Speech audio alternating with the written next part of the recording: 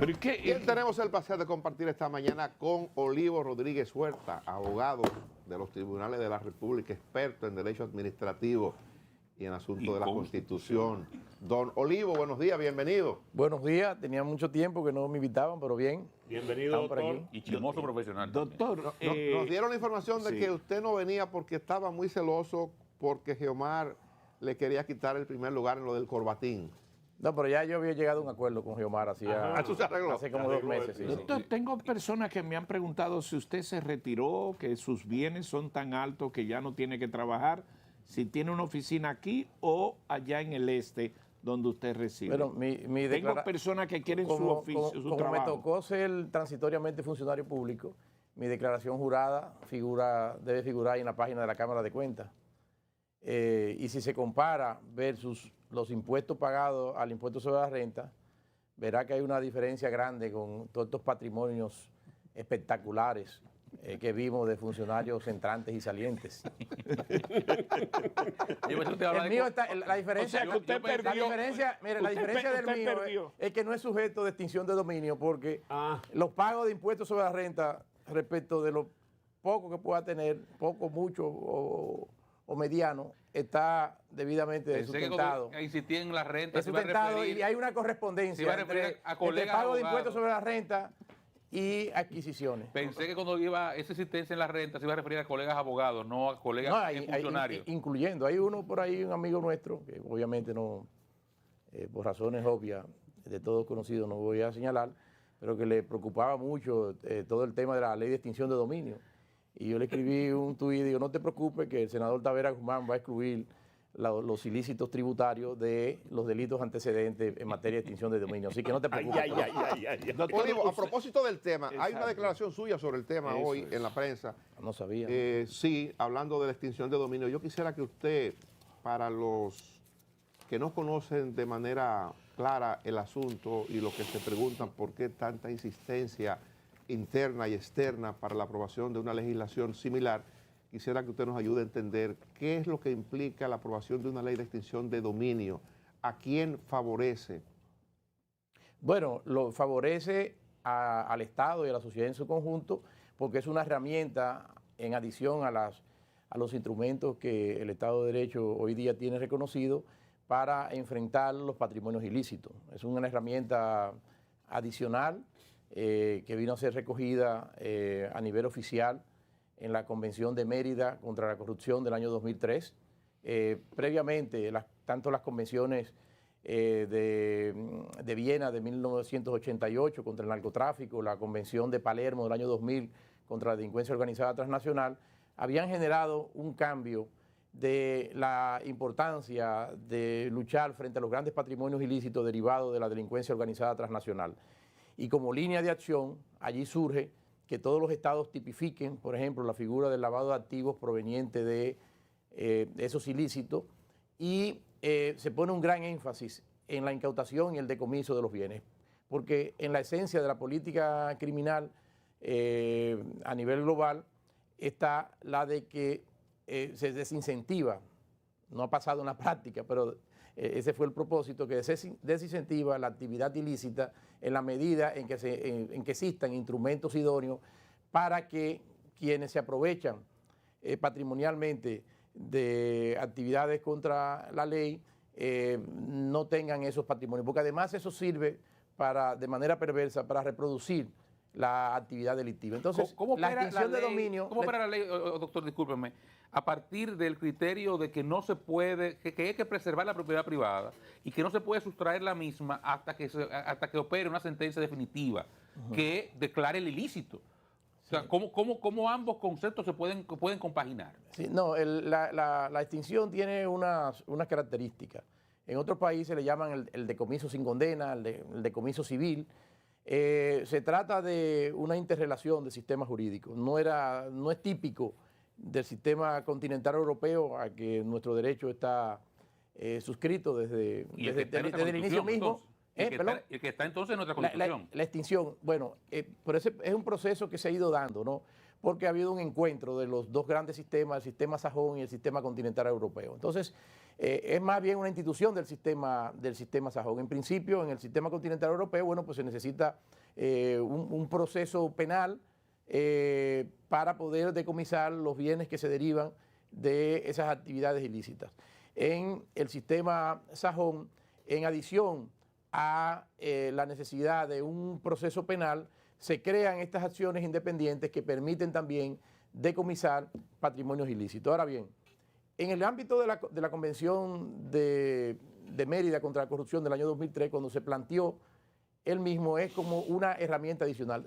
Hay casos, queridos amigos, en los que se imposibilita el decomiso por la vía penal de bienes obtenidos ilícitamente, provenientes de la gran delincuencia organizada transnacional, entre los que se incluyen no solamente los temas de tráfico de droga, tráfico de órganos, tráfico de personas, se ha vinculado también el tema de la corrupción a partir del año 2003.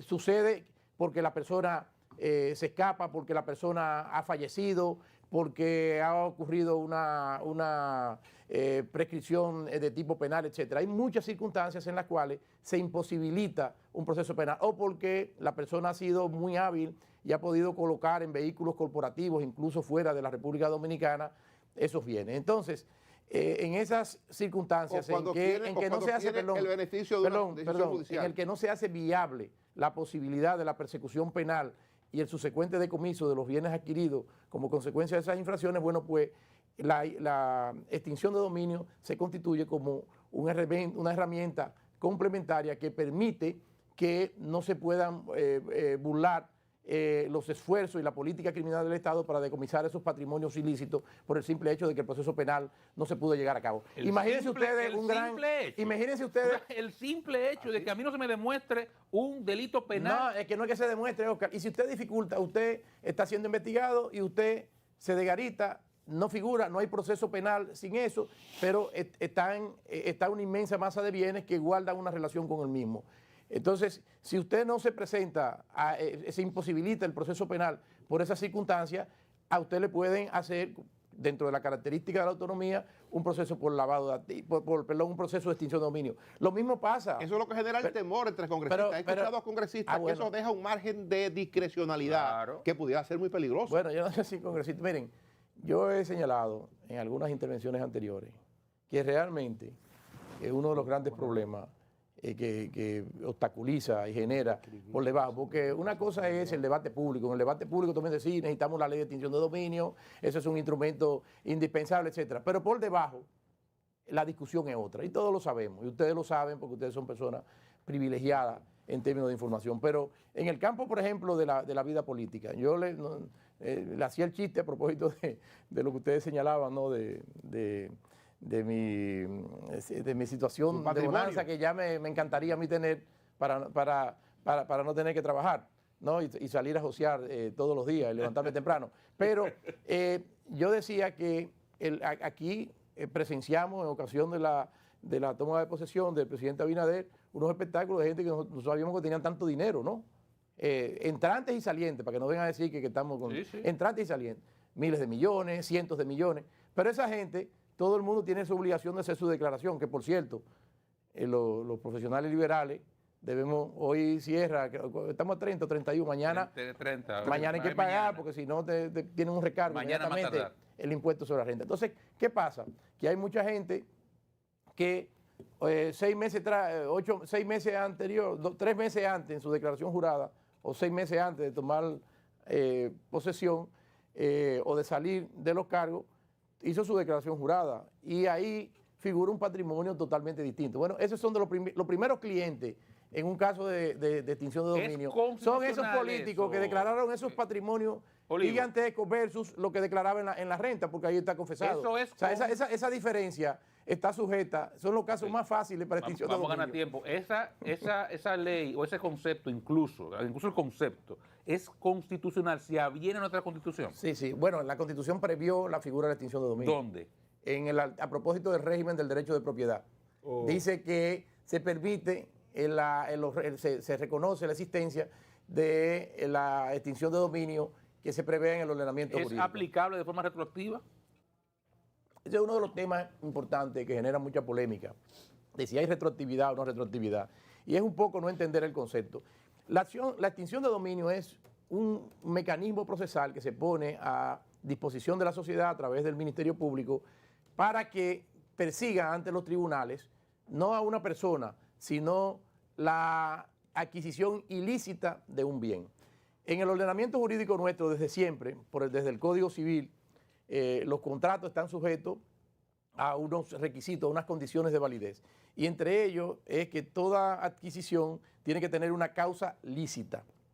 Cuando hay una causa ilícita, como es la que se deriva de recursos que proceden de actividades ilícitas o actividades delictivas, eso está sujeto a que eso es un contrato que nace nulo, que nace viciado. Y en el ordenamiento jurídico nuestro eso está sujeto a una prescripción de 20 años. De manera que la extinción de dominio no se ha querido hablarle que opera de manera retroactiva. No es retroactiva, es que esta es una vía de procedimiento para declarar una nulidad que existe para aquellos casos en que no se haya cumplido la prescripción. Porque una vez, 20 años para atrás. Exacto, puede hacerlo. Porque hoy día, O sea, esos contratos, esas adquisiciones patrimoniales que se han hecho, podrían estar sujetos a una causa de nulidad. Cafecito Santo Domingo, Pero Leonel. es una locura. El mejor café del mundo. Doctor, quisiera su opinión. ¿Usted se imagina a Jenny Bernice con eso en la mano? Pues somos locos. Doctor, quisiera su Y él es una opinión. persona ponderada. Y es mi amiga. ¿Quién? Doctor, ¿Don quisiera Juan? su opinión en torno a las últimas Amiga declaraciones. mía también, doctor. Y mía también, pero la no. doctora Fue Miriam mi Germán. alumna muy querida, y yo me siento muy orgulloso de que justamente de haberla acompañado en su primer momento en su capacitación para la lucha contra el crimen organizado. eso como la pena- hace como 20 años. No, espérate. Y es una persona muy comprometida con ese tema. Sí, pero una ley como esa, doctor, en un sistema como el nuestro, eso es como la pena de muerte. O sea, es que hay Miren, sociedades, sistemas judiciales que miren, no tienen la no nivel podemos- de no institucionalidad para no eso. podemos chuparnos el dedo. Uno de los grandes desafíos que tiene las sociedades de hoy, no solamente en la República Dominicana, es el problema inmenso de los patrimonios ilícitos vinculados a la criminalidad organizada. Obviamente aquí esto se ha vendido, ayer lo decíamos en un evento en la Universidad Católica de Santo Domingo, se ha hecho mucha politicaría barata, se ha dicho que con la ley de extinción de dominio mañana recuperamos lo robado. Eso es una mentira total y absoluta. Una extinción de dominio, como todos los procedimientos, es un proceso que conlleva un inicio con una investigación, conlleva un proceso en primera instancia, conlleva un proceso a nivel de apelación y eventualmente de una casación. Y como todos sabemos, todo está sujeto a una revisión por parte del Tribunal Constitucional. A nadie le pueden quitar, y se ha vendido esto, porque existe una ley de extinción de dominio, de que ya mañana yo recupero lo robado. Eso es una demagogia barata. Y un tema tan serio como este, que se necesita realmente para enfrentar a esos grandes capitales ilícitos que permean y dañan los cimientos del orden socioeconómico y del orden sociopolítico de nuestro país, no pueden estar sujetos a todas esas consideraciones irresponsables con que se hacen.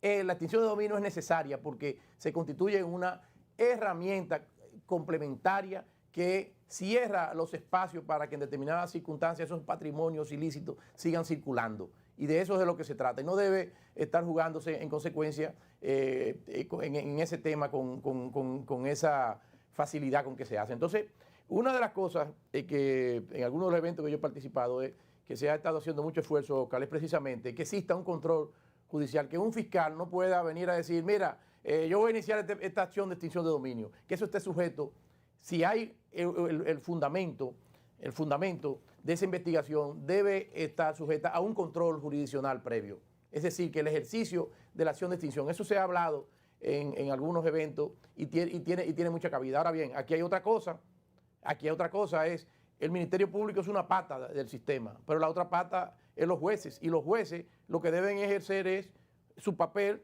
no de ser vigilante del respeto de los derechos fundamentales, y deben actuar con responsabilidad. Si tú no tienes jueces que sean responsables, bueno, pues ese es otro problema. No lo tenemos. Ese es otro problema. Entonces, No lo el sistema judicial pasa por eso, de que aquellos atropellos, aquellas vulneraciones, aquellos abusos deben ser objeto de contención por parte de quienes tienen ese papel en el sistema constitucional, que ese papel le corresponde a los jueces. Freddy. Sí, doctor, la doctora Miriam Germán ha planteado la creación de un Ministerio de Justicia que se encargue de la parte administrativa, sobre todo en el área de las cárceles, y el Ministerio Público se dedique a las investigaciones. ¿Usted cree que es correcto? Totalmente, mire, desde el año 2004 que nuestro buen amigo Alejandro Moscoso Segarra, ex magistrado de la Suprema Corte de Justicia, ex fiscal del distrito, justamente como comisionado de la reforma judicial, intentó durante años la creación de un Ministerio de Justicia. Originalmente, las funciones, existía el Ministerio de Justicia. En la década de los 60, las funciones del Ministerio de Justicia fueron fusionadas con la Procuraduría General de la República. Yo me inscribo en ese propósito. Entiendo que el Ministerio Público debe dedicarse a ser Ministerio Público.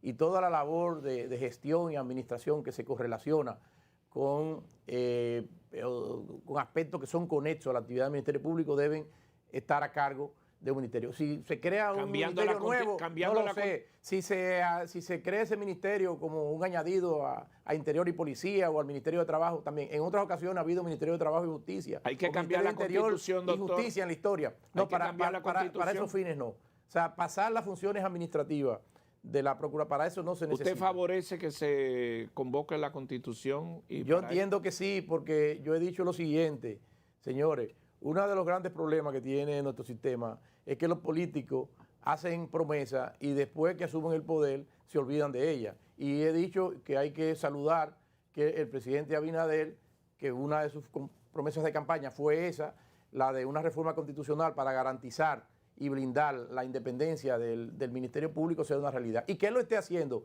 año y medio después, cuando ya él sabe, ya el presidente Abinader entró como un novato, pero ya él tiene año y medio en el ejercicio del poder. Y ya él sabe los riesgos que representa un Ministerio Público independiente. Entonces, que él insista en esa idea, creo que debe ser objeto de aplauso por toda la sociedad. ¿Usted vio la propuesta que el gobierno depositó? No solamente he visto la propuesta, sino que la he criticado duramente. Y entiendo, esa propuesta no lleva eso. ¿Usted por qué no lee mis artículos en el listín? Yo los leo. Entonces, pero a la que no lo leí yo quiero que lo El artículo fue que yo escribí sobre independencia judicial y reforma constitucional. Precisamente hago una crítica dura, porque entiendo que la propuesta, quienes le prepararon esa propuesta no ayudaron al presidente Abinader a cumplir con su voluntad y con su promesa política, porque más que a fortalecer la independencia del Ministerio Público, más que fortalecer la independencia judicial, realmente los mecanismos que están allí creados lo que hacen es complicarla y debilitarla más. Entonces, hice propuestas en específica, ahora mismo hay todo un abanico de discusión sobre ese tema. Ahora bien, la esencia es que sí, que debe buscarse los mecanismos que alejen la designación de la cabeza del Ministerio Público del Poder Ejecutivo. Y eso resulta necesario e indispensable, así como resulta necesario e indispensable que, tal y como planteó la magistrada Miriam Germán, esas funciones de gestión carcelaria, aspectos de certificación, registro, administración de asociaciones sin fines de lucro que tiene la Procuraduría General, todas esas cosas se salgan del ámbito de la Procuraduría, pasen a función administrativa del Estado, sea con la creación de un nuevo ministerio, sea con la adición de esas funciones a otros ministerios, para que la Procuraduría y el Ministerio Público pueda dedicarse a lo que tiene que hacer, ¿no? Que es su función de perseguir los crímenes y delitos ante los tribunales. El compañero Dani trajo a la mesa el tema de las domésticas. El Ministerio de Trabajo tiene una propuesta de regularizar eso. Como usted ha trabajado en temas administrativos también, ¿qué opinión le merece? Mire, yo mal podría opinar sobre el contenido porque simple y llanamente escuché el comentario de ustedes y anoche vi que se estaba circulando como una propuesta para regulación del mismo. No es la primera vez. En el Código de Trabajo existe algún nivel mínimo de regulación y yo tengo plena confianza en el ministro Luis Miguel de Cañ. Yo voy a mirar el tema y si él ha estado impulsándolo, debe ser porque nosotros tenemos compromisos internacionales. Hay una regulación en el ámbito de la Organización Internacional del Trabajo que nos vincula por mandato de la Constitución. Es muy posible que lo que el ministro de Cañ está impulsando son cuestiones a las que no hemos comprometido, ¿no? Al ser parte de un sistema internacional que conlleva el cumplimiento de obligaciones. Y ese es uno de los temas que durante mucho tiempo ha salido precisamente en los reformes y en los informes de la Organización Internacional del Trabajo. De manera que no quiero opinar sobre su contenido, pero sí puedo, porque conozco, es un amigo personal, sé que es una persona ponderada y reflexiva.